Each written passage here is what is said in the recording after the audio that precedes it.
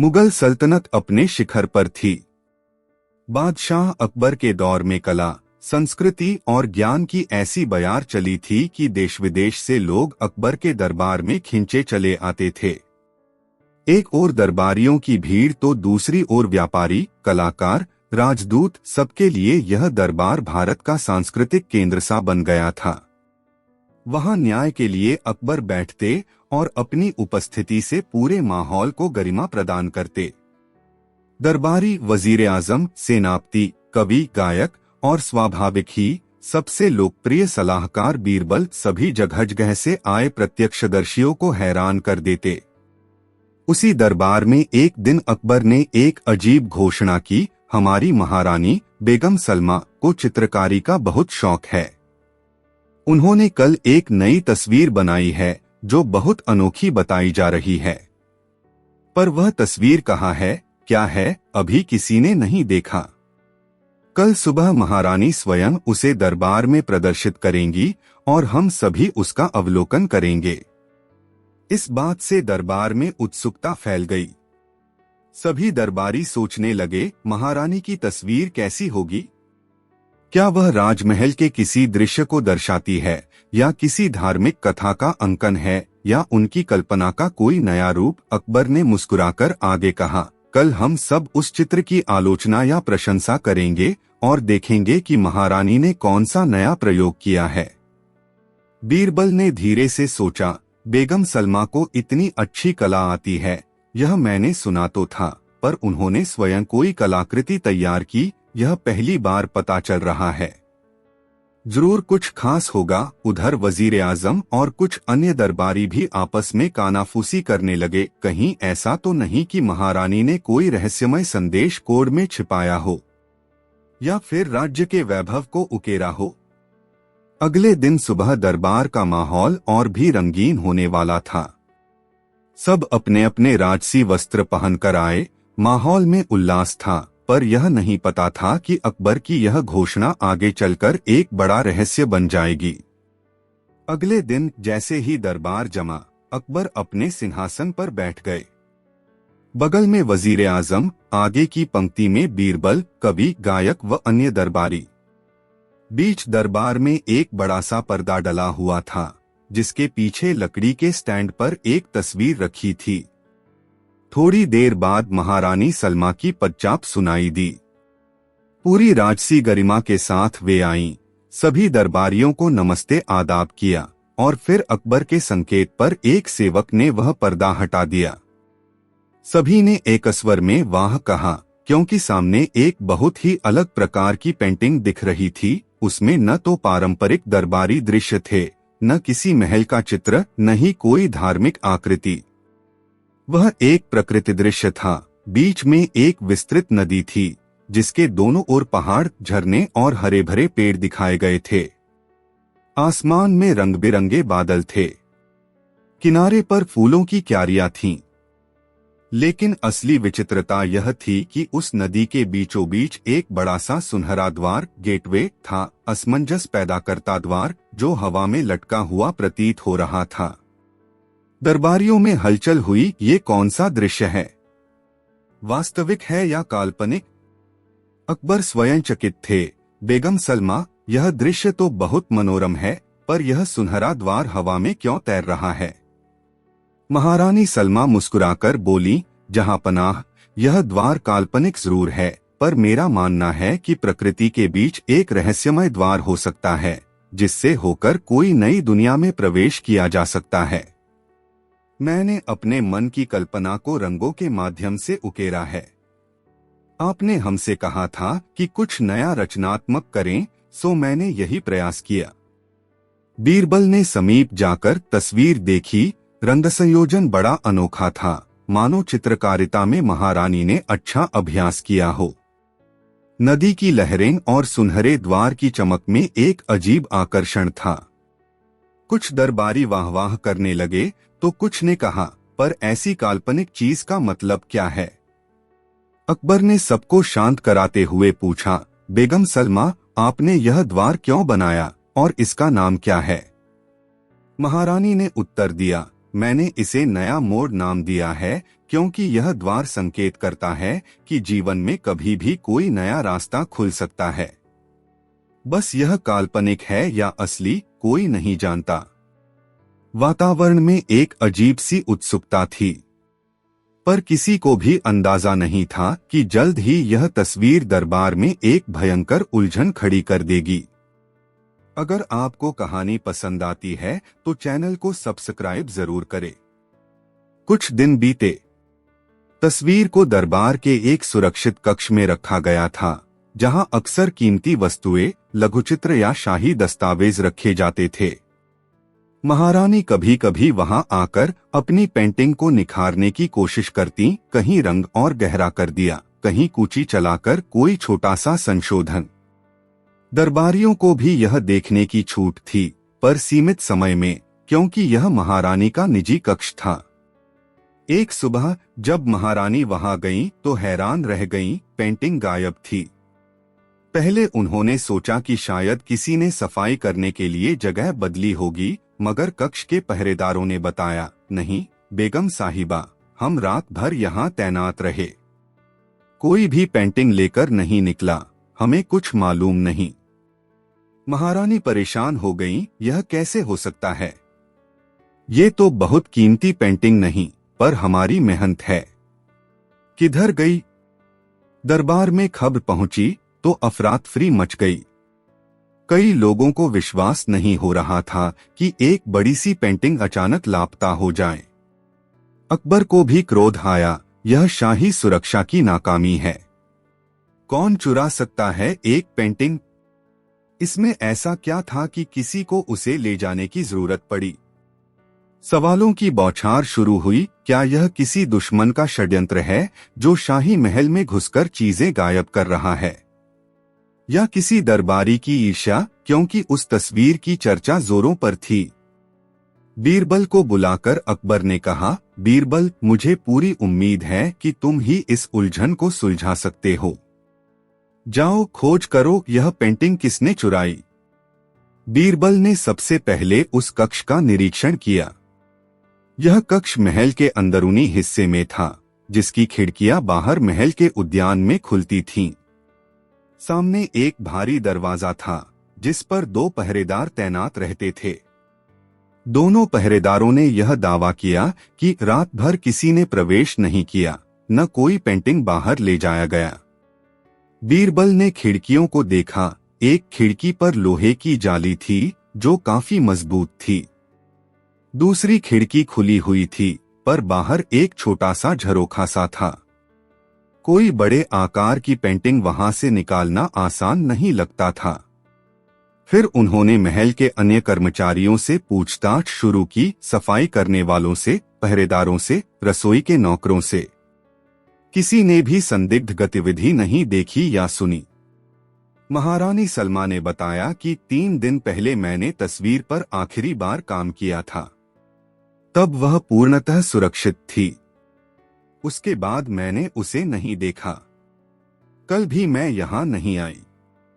बीरबल ने पूछा, इन 3 दिनों में कौन कौन आ सकता है?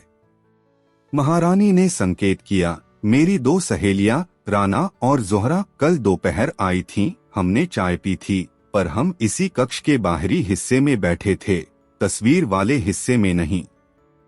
कुल मिलाकर कोई ठोस सबूत या सुराग हाथ नहीं आया, लेकिन इतना जरूर था कि यह चोरी बिना अंदरूनी मदद के संभव नहीं थी। बीरबल ने मन में सोचा, या तो पहरेदार झूठ बोल रहे हैं, या किसी ने बड़ी ही चालाकी से उस विशाल पेंटिंग को किसी तरह गायब किया है। इसी खोजबीन के दौरान महल के बागीचे में काम करने वाले एक माली को एक छोटा सा मुड़ा तुड़ा कागज मिला, जो झाड़ियों में पड़ा था। उस पर लिखा था, यदि तुम नदी वाले द्वार को देखना चाहते हो तो रात को आओ, उसी द्वार के भीतर एक नया संसार होगा। पर सावधान, जो प्रवेश करेगा वह लौटेगा या नहीं, कोई नहीं जानता। यह वाक्य किसी अजीब पहेली सा लग रहा था। माली ने वह कागज बीरबल को दिया। हुजूर, मुझे नहीं पता ये क्या है, मैंने बस झाड़ियों में पड़ा देखा। बीरबल ने उस वाक्य को पढ़ा तो चौंक गए। नदी वाले द्वार तो वही सुनहरा द्वार था जो महारानी की पेंटिंग में था। इसका मतलब यह नोट उसी पेंटिंग से जुड़ा है। कोई इसे इशारा कर रहा है या इसे एक रहस्यमय संसार बता रहा है। उन्होंने माली से पूछा कि क्या किसी को झाड़ियों में घूमते देखा था। माली ने मना कर दिया, मैं सुबह आता हूँ, शाम तक चला जाता हूँ, रात की बात मुझे पता नहीं। एक तरफ सेठों ने कहना शुरू कर दिया कि यह कोई तंत्र मंत्र का मामला हो सकता है, कहीं पेंटिंग में भूत प्रेत या जिन्न तो नहीं था। कुछ विद्वान बोले, कला में प्रतीक होते हैं, हो सकता है कोई संदिग्ध कलाचोर उसे चुरा कर ले गया, जो पेंटिंग इकट्ठा करने का शौकीन हो। बीरबल ठंडी सांस लेकर सोचने लगे, अफवाहें उड़ने से पहले मुझे कोई ठोस रास्ता निकालना होगा। बीरबल ने सोचा कि महारानी की दो सहेलियां राना और जोहरा कल दोपहर महल में थीं। हो सकता है उन्हें कुछ पता हो या कोई बातचीत हुई हो जो सुराग दे सके। उन्होंने दोनों को दरबार में बुलाया। राना एक उच्च वर्गीय परिवार की महिला थी, बातूनी और जीवंत स्वभाव की। जोहरा अपेक्षाकृत शांत और गंभीर स्वभाव की। बीरबल ने सीधा सवाल किया, आप लोग कल आए थे, क्या आपने उस पेंटिंग को देखा या उसकी चर्चा हुई? राना ने जवाब दिया, हमने उसे नहीं देखा। बेगम सलमा ने बताया था कि उनकी पेंटिंग पिछले कक्ष में रखी है, पर हम वहां गए ही नहीं। बीरबल ने टटोलने के लिए पूछा, बेगम सलमा ने कुछ बताया हो, जैसे कि पेंटिंग के बारे में कोई असामान्य घटना? जोहरा ने सिर हिलाया, नहीं, बस इतना कहा कि वह पेंटिंग उनकी प्रिय रचना है, कोई विशेष बात नहीं। बीरबल कुछ देर और सवाल करते रहे, पर ऐसा लगा कि दोनों सहेलियों को वाकई कुछ पता नहीं। फिर भी बीरबल ने उनके हाव भाव नोट किए। राना अपनी जगह पर स्थिर न थी, बार बार इधर उधर देख रही थी। जोहरा बहुत संयत थी, मगर उसकी नजरें नीची थीं। जैसे ही वे जाने लगीं, राना ने झिझकते हुए कहा, बीरबल जी, मैंने आपकी बातों में एक शब्द सुना, नदी वाले द्वार। क्या वह कोई रहस्य है? मुझे बड़ी दिलचस्पी है काल्पनिक चीजों में। बीरबल ने मुस्कुराकर कहा, अभी तो यह एक पहेली है, हम सुलझा लेंगे। राना ने कोई प्रतिक्रिया नहीं दी, पर जोहरा के चेहरे पर एक क्षणिक चिंता की लहर दौड़ गई। बीरबल को हल्की शंका हुई, क्या इनमें से कोई जानती है कुछ और जो छुपा रही है? अब बीरबल ने एक नया कदम उठाया। रात के समय महल के अंदरूनी हिस्से में खुद गश्त करने का फैसला किया, खासकर उस कक्ष के आसपास जहां से पेंटिंग गायब हुई थी। उन्होंने कुछ भरोसेमंद सैनिकों को साथ लिया। आधी रात को जब महल में सब सोया हुआ था, वे बिना शोर किए गलियारों से गुजर रहे थे। तीसरा पहर था, चांद की रोशनी महल की छतों को हल्का सा उजाला दे रही थी। अचानक बीरबल को लगा कि किसी ने कदमों की आहट की। सिपाही ने भी ध्यान दिया। आहट महल के पश्चिमी भाग से आती प्रतीत हुई, जहां पुराना पुस्तकालय और उसकी बाजू में एक बंद पड़ी सीढ़ी थी। सबने सरसराते कदमों से उस ओर रुख किया। एक परछाई सी दिखी, जो बड़ी तेजी से दीवार के पीछे गायब हो गई। सैनिकों ने दौड़कर उस कोने को घेर लिया, पर वहां कोई नहीं मिला। बस एक पुरानी जर्जर सी सीढ़ी थी, जो ऊपर एक खाली कमरे तक जाती थी। कमरा खाली मिला, धूल मिट्टी जमी हुई। बीरबल को अजीब लगा, आखिर परछाई गई कहाँ? क्या कोई गुप्त दरवाजा है? वे कमरा खंगालते रहे, पर कुछ न मिला। सिपाही भी कुछ समझ न पाए। वापस लौटते समय नीचे गलियारे में एक छोटी सी कागज की पुड़िया गिरी मिली। खोलकर देखा तो उसके अंदर बारीक सोने जैसे चमकीले कण थे, जैसे किसी सुनहरी पेंट का चूरा हो। बीरबल सोचने लगे, महारानी की पेंटिंग में भी सोने जैसी चमक थी, क्या ये उसी का रंग सामान हो सकता है? अगले दिन वे इस पुड़िया को महारानी सलमा के पास ले गए। महारानी ने देखते ही कहा, हाँ, यह तो वही सोने जैसा पाउडर है जिसका उपयोग मैंने उस सुनहरे द्वार को उकेरने में किया था। तो कोई इस ओर आया था, और वही रंग या पेंटिंग से जुड़े सामान लेकर घूम रहा था। मामला और उलझ गया, कौन है जो छिपकर महारानी की पेंटिंग से संबंधित सामान लिए घूम रहा है। अगर आपको कहानी पसंद आती है तो चैनल को सब्सक्राइब जरूर करें। महल के पुराने रिकॉर्ड्स बताते थे कि कई वर्षों पूर्व यह महल विस्तार के दौरान कई गुप्त कमरों, सुरंगों और सीढ़ियों से भरा हुआ था। कुछ बंद कर दिए गए, कुछ अब भी उपयोग में थे। बीरबल को शंका हुई, शायद कोई गुप्त सुरंग या दरवाजा मौजूद हो जिससे चोर पेंटिंग को बाहर ले गया हो। उन्होंने वजीर आजम से अनुरोध किया कि महल के पुराने मानचित्र, नक्शे उपलब्ध कराए जाएं। गहन खोज में एक पीले पड़े चर्मपत्र पर महल का विस्तृत नक्शा मिला। इसमें कई सुरंगों और छिपे रास्तों का वर्णन था, जिनमें से कुछ उपयोग में नहीं थे, कुछ के बारे में तो कोई जानता भी न था। बीरबल ने नक्शे को देखकर अंदाजा लगाया, यह पुस्तकालय के पीछे वाली सीढ़ी किसी पुरानी सुरंग से जुड़ती थी जो वर्षों पहले बंद कर दी गई थी। पर कहीं ऐसा तो नहीं कि वह पूरा बंद न हुआ हो। उन्होंने सैनिकों और राजमिस्त्रियों के साथ वहां की दीवारें टटोलना शुरू किया। कुछ घंटों की मशक्कत के बाद एक जगह पत्थरों की पंक्ति में से हवा आती महसूस हुई, यानी वहां खाली जगह है। राजमिस्त्रियों ने पत्थर हटाया तो एक संकरी सुरंग खुल गई जो अंधेरों में दूर कहीं मुड़ती जा रही थी। बीरबल का अनुमान सही निकला। सुरंग खोजने का यह मतलब था कि महल के भीतर कोई भी सामान चुपके से इस गुप्त मार्ग से निकाला जा सकता था। यह सुरंग संभवतः महल के बागीचे या बाहर के किसी हिस्से में खुलती होगी। अगर पेंटिंग गायब हुई है तो जरूर इस राह का इस्तेमाल हुआ होगा। बीरबल ने कुछ सैनिकों के साथ सुरंग में प्रवेश किया।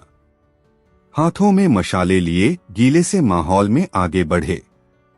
सुरंग की दीवारों पर जाले और काई जमी थी। कुछ दूर जाने पर रास्ता दो शाखाओं में बंट गया। एक रास्ता शायद नीचे की ओर जाता था, दूसरा दाहिनी तरफ घूम जाता था। बीरबल ने दीवार पर एक अजीब सा निशान देखा, 3 बिंदु और एक छोटा सा वृत्त, मानो किसी ने कोयले या गेरू से बनाया हो। उन्होंने ध्यान से देखा, कहीं यह उसी नदी वाले द्वार का प्रतीक तो नहीं। हालांकि मिलता जुलता नहीं था, पर कोई तो संकेत हो सकता है। आगे बढ़े तो जमीन पर कपड़े का एक छोटा टुकड़ा मिला, सोने के धागों वाली कढ़ाई थी। बीरबल चौंके, यह तो उसी कालीन या पर्दे का हो सकता है जो महारानी के निजी कक्ष में थे। मतलब जिस रास्ते से पेंटिंग को ले जाया गया, वहां से यह टुकड़ा घिसटकर गिर गया होगा। अगले मोड़ पर सुरंग थोड़ी चौड़ी हुई। वहां दीवार पर एक पत्थर निकला हुआ था, मानो कोई हैंडल। बीरबल ने हल्का धक्का दिया तो एक गुप्त द्वार खुल गया। उसके पार क्या था, यह देखने के लिए मशाल आगे की तो वहां खड़ा होना संभव न था। एक छोटा कक्ष था, पर बुरी तरह ढहा हुआ, ईंटों और मिट्टी से भरा। शायद वह रास्ता अब बेकार था। सैनिकों ने दूसरे रास्ते को देखना चाहा, पर वहां पानी भरा था, गुजरना मुश्किल था। यह खोज ज्यादा देर चलती तो डर था कि कहीं सुरंग न धंस जाए। इसलिए बीरबल ने कहा, अभी लौटते हैं, बाद में कोई और उपाय करेंगे या महल के बाहर से सुरंग के मुहाने का पता लगाएंगे। उन्हें यकीन हो चुका था कि चोरी इसी रास्ते से हुई। पर चोर है कौन? बीरबल ने सोचा, कोई ऐसा व्यक्ति जिसे महल के अंदर आने की छूट हो और जिसे पुराने रास्तों की जानकारी भी हो। दरबार में कुछ पुराने दरबारी थे, जिनमें से कईयों को महल के पुराने नक्शों का ज्ञान था। वजीर आजम खुद काफी अनुभवी थे, पर उन पर शक करना बेवकूफी होती। वे राज्य के प्रति समर्पित थे। इसके अलावा महारानी के कुछ स्वजन भी कभी कभी महल आते जाते थे। राना और जोहरा भी वर्षों से आती थीं, पर क्या उन्हें यह सुरंग पता हो सकती है? एक और प्रश्न यह भी, पेंटिंग चुराकर उन्हें क्या मिलेगा? वह न तो बेशकीमती हीरा जवाहरात है, न ही कोई शाही मोहर। हाँ, उस पर कुछ सोने का पाउडर जरूर लगा है, पर वह इतना कीमती नहीं कि चोरी का कारण बने। बीरबल को ध्यान आया, पेंटिंग में वह काल्पनिक द्वार था, कहीं यह किसी गुप्त संदेश का प्रतीक तो नहीं। शायद चित्र में कुछ ऐसा छिपा हो जिसकी जानकारी हमें नहीं। नए सिरे से सोचने पर बीरबल ने एक योजना बनाई, दरबार में सबको इकट्ठा करके नदी वाले द्वार की पहेली सुनाना। अगर चोर भी उस भीड़ में होगा तो शायद उसकी प्रतिक्रियाओं से कोई सुराग मिल जाए। उन्होंने अकबर को यह बात बताई, अकबर मान गए। अगले दिन दरबार में ऐलान हुआ, बादशाह अकबर फरमाते हैं कि नदी वाले द्वार का जो भी रहस्य है, यदि कोई बताएगा तो उसे इनाम मिलेगा। यह पेंटिंग हमारे महल से गायब हुई है, सो जो भी कुछ जानता हो सामने आए। अकबर के इस ऐलान के बाद दरबार में तरह तरह की चर्चाएं शुरू हो गईं। कुछ ने कहा, हमने तो पेंटिंग देखी ही नहीं, हमें क्या पता। कुछ ने अफवाह उड़ाई, शायद वह द्वार किसी प्राचीन खजाने का संकेत है। किसी ने मजाक में कहा, क्या पता वह द्वार हमें किसी अदृश्य दुनिया में ले जाता हो। राना और जोहरा भी वहां मौजूद थीं। राना ने जोर शोर से अपनी ओर से बातें करने की कोशिश की। महारानी सलमा ने जिस तरह रंगों का उपयोग किया है वह तो अद्भुत है, पर मैं इस नदी वाले द्वार के मायने नहीं समझती। जोहरा चुपचाप बैठी रही। इसी बीच एक दरबारी, जो कला का बड़ा प्रेमी था, खड़ा हुआ। जहां पनाह, मेरे विचार से यह पेंटिंग काफी कीमती है, क्योंकि इसमें महारानी के हस्ताक्षर हैं। भविष्य में कोई कला प्रेमी इसे ऊंचे दामों पर खरीद सकता है। कहीं किसी कलाचोर ने तो इसे गायब नहीं कर दिया। अकबर ने माथे पर बल डालकर कहा, संभव है, पर हमें पक्के प्रमाण चाहिए। बीरबल भीड़ की प्रतिक्रियाओं का बारीकी से निरीक्षण कर रहे थे। उन्हें लगा कि जोहरा कुछ छिपा रही है। वह बहुत ही शांत और गंभीर मुद्रा में है, मानो डर हो कि कुछ बोलने से राज खुल जाएगा। दूसरी ओर राना अत्यधिक उत्साहित थी, उसकी बातें कुछ बनावटी सी लगीं। बीरबल ने दरबार के समाप्त होने के बाद दोनों को अलग से मिलने का निर्देश भेजा। शाम के समय बीरबल ने जोहरा से मुलाकात की। बड़ी विनम्रता से बोले, देखिए, हमें आपसे कुछ सवाल करने हैं। हमें लगता है कि आप महारानी की काफी करीबी हैं, इसलिए कुछ जानकारियां हो सकती हैं। जोहरा ने हिचकिचाते हुए कहा, जी पूछिए। बीरबल ने सीधा सवाल दागा, क्या राना और आप दोनों को इस पेंटिंग के बारे में कुछ खास पता है? मैंने नोट किया कि आप दोनों अलग अलग तरह से रिएक्ट कर रही थीं। जोहरा ने घबराकर कहा, नहीं नहीं, मैं असल में राना मुझे कुछ दिनों से अजीब लग रही थी। वह बार बार बेगम सलमा की इस पेंटिंग के बारे में मुझसे सवाल करती थी, जैसे उसे इसमें बहुत दिलचस्पी हो। उसने एक बार कहा भी कि क्या इस पेंटिंग में कोई गुप्त संदेश है जो राजा रानी के बीच का है। बीरबल सतर्क हो गए, ओह, राना इससे क्या चाहती है? जोहरा ने आगे बताया, जब राना ने बहुत कुरेदना शुरू किया तो मैंने उसे मना कर दिया। यह बेगम की निजी रचना है, हमें इसमें दखल नहीं देना चाहिए, पर वह कुछ बेचैन सी दिखी। माफ कीजिए, मुझे लगता है वह कुछ ज्यादा ही उत्सुक है। बीरबल को लगा कि राना अवश्य ही इस पेंटिंग के पीछे की असली वजह जानना चाहती है। जोहरा ने अंत में कहा, मैंने महारानी सलमा से भी कहा था कि राना बार बार पेंटिंग को देखने की इच्छा जता रही है, पर बेगम बोली, अभी पेंटिंग पूरी तरह तैयार नहीं, बाद में दिखाएंगे बस। इससे बीरबल को एक बड़ा सुराग मिला, शायद राना ने ही किसी तरह इस पेंटिंग को चुरवाया हो ताकि वह उसका रहस्य जान सके। उधर राना को भी बुलावा भेजा गया, पर वह दरबार में आने को तैयार नहीं हुई, कहला भेजा कि तबीयत ठीक नहीं। बीरबल ने शंका की, ऐसा अचानक क्या हुआ कि वह मिलने से कतरा रही है। उन्होंने 2 गुप्तचरों को राना के घर भेजा ताकि आसपास नजर रखी जाए। वहां से खबर मिली कि राना के घर में कुछ सामान इधर उधर हटाया जा रहा है। एक गाड़ी आकर कुछ बड़ा पैकेट लाद कर ले गई, मगर किसी ने नहीं देखा कि पैकेट में क्या था। बीरबल को आशंका हुई, कहीं यह पेंटिंग तो नहीं। उसे महल से निकालकर अपने घर लाई। अब किसी व्यापारी या कला संग्राहक को बेचने की फिराक में हो। उन्होंने तत्काल अकबर से आज्ञा लेकर राणा के घर की तलाशी का आदेश दिया, पर जब सैनिक वहां पहुंचे तो राणा ने दरवाजा बंद कर लिया और भीतर से चिल्लाई, मुझे आपसे कुछ नहीं कहना। आपने मुझे किसी चोरी के मामले में उलझा लिया, मैं निर्दोष हूँ। सैनिकों ने कड़ा रुख अपनाया, दरवाजा तोड़ने की धमकी दी। तब राणा ने हार मानकर दरवाजा खोला। पूरा घर छाना गया, पर वह बड़ी पेंटिंग कहीं न मिली। हाँ, एक कमरे में एक छोटा कैनवास जरूर मिला, जिस पर सुनहरे रंग के कुछ निशान थे। माना जा सकता था कि राणा महारानी की पेंटिंग की नकल करने की कोशिश कर रही थी।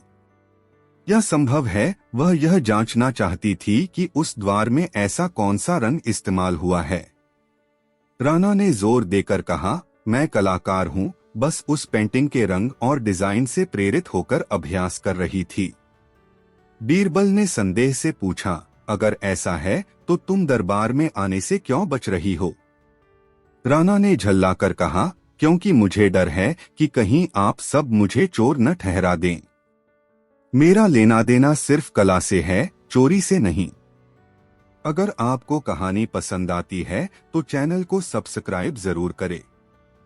राणा के घर की तलाशी में एक और विचित्र सुराग मिला, एक पत्र जिस पर लिखा था, आदरणीय चित्रकार साहब, मैं आपको वह चित्र दिखाना चाहती हूँ जिसमें एक सुनहरा द्वार है। शायद उसमें किसी प्राचीन कथा का संकेत है। मुझे आपकी सलाह चाहिए कि क्या वह चित्र किसी गुप्त हस्तलिपि को दर्शाता है। पत्र के अंत में राणा के हस्ताक्षर थे और पत्र एक वृद्ध चित्रकार के नाम लिखा था। उसका नाम था एहसान मिर्जा, जो शहर के बाहर एक छोटे से गांव में रहता था।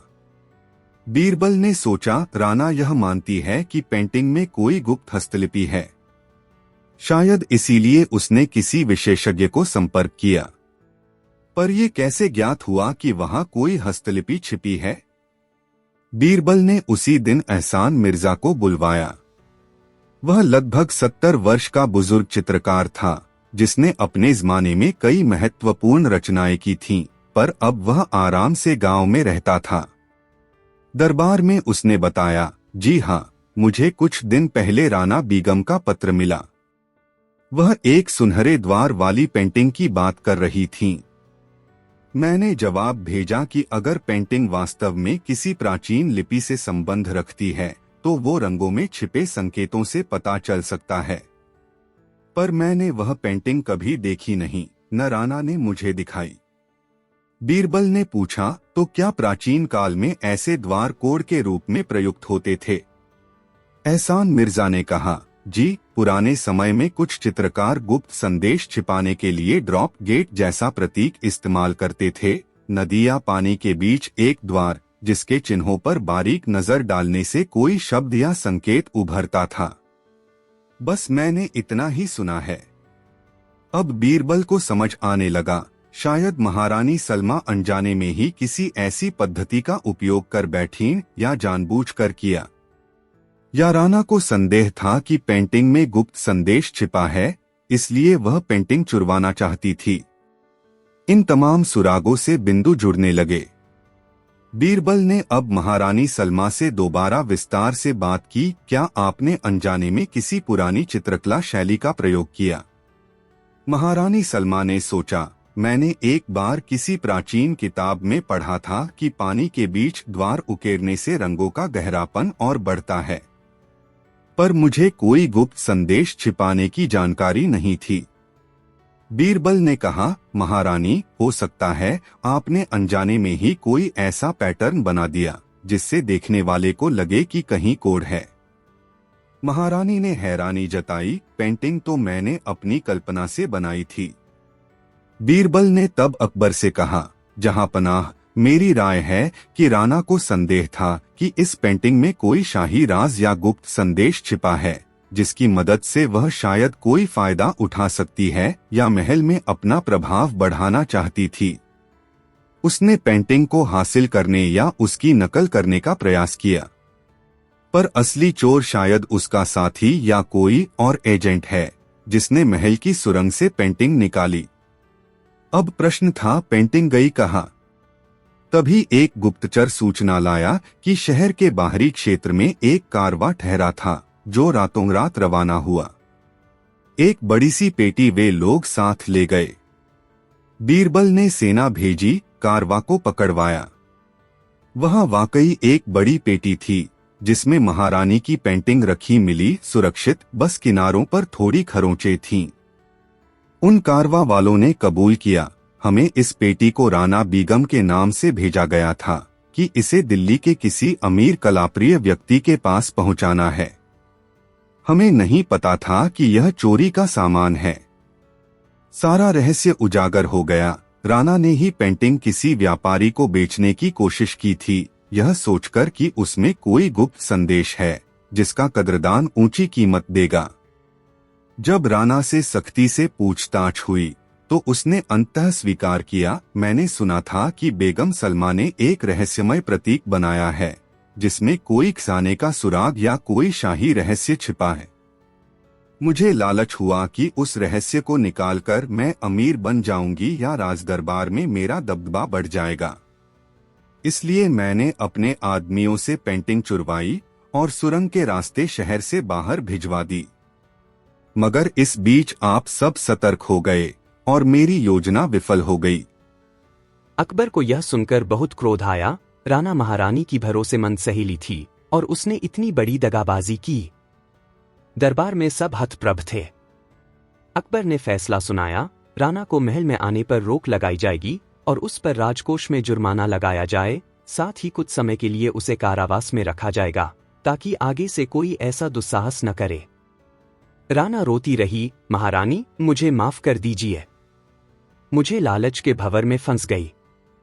महारानी सलमा ने कहा, तुमने मेरी दोस्ती की आड़ में पीठ में छुरा घोंपा है, तुम्हें जरूर दंड मिलना चाहिए। इस तरह पेंटिंग महल लौटा दी गई। वह सुनहरा द्वार जो रहस्य का स्रोत बन गया था, दरअसल कोई गुप्त संदेश नहीं रखता था, यह महज एक कलाकार की कल्पना थी। पर लालच और भ्रम ने राना को ऐसा अपराधी बना दिया जिसने महल की सुरक्षा को भी खतरे में डाला।